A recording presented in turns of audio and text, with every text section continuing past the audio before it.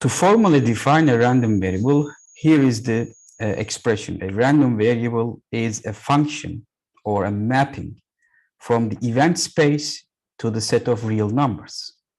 So what this means is, on one side, you have the set of events, all possible events, your event space. On the other side, you have the set of real numbers, and you define a function from the event space to real numbers, meaning that you assign a value, a real value, to each possible event.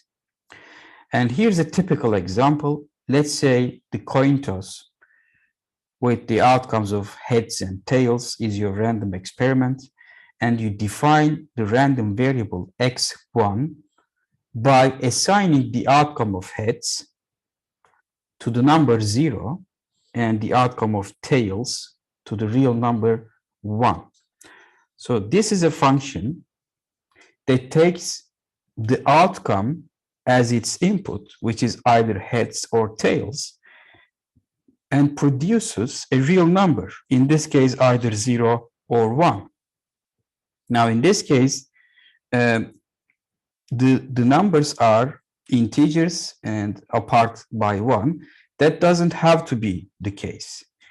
So you can, well, essentially this is a function, so you can define it as you like. For instance, you can define, let's say, random variable x2 by assigning the real value -5 to heads and the value pi over 2 to tails. This is again a legitimate function from the set of outcomes to set of reals. Okay, so this is also a valid random variable.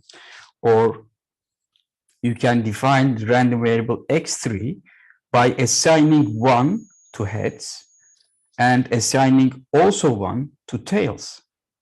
Now, there is no rule excluding functions or mappings where you have multiple events assigned to the same value.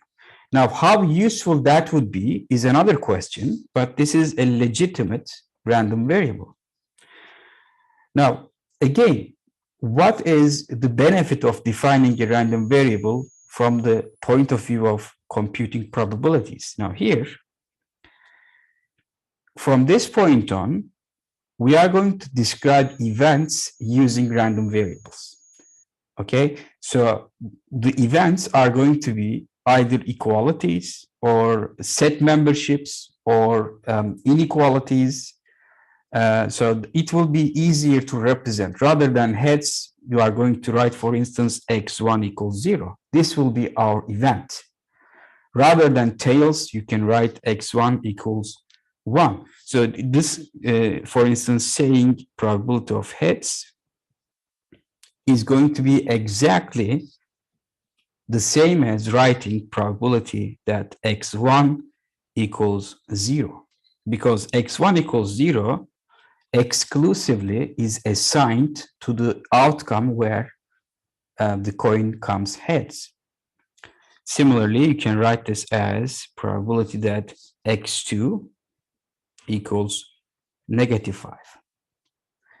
But now be careful, you cannot write probability x3 equals 1 here, because now the event or the outcome heads is not exclusively assigned to the value 1 in x3, because this here is also a 1. So you need to be careful about how you define your random variable.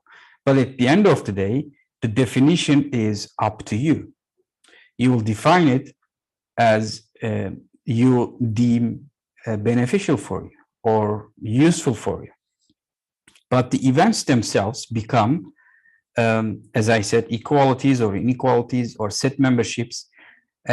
Essentially, they become easier to represent using mathematical constructions. For instance, as we have seen, probability that x1 equals to 0 is actually the event that the outcome is heads, is equal to 1/2.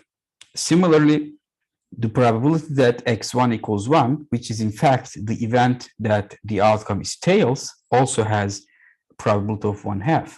The same goes for the event that x2 equals minus 5, or the event that x2 equals pi over 2.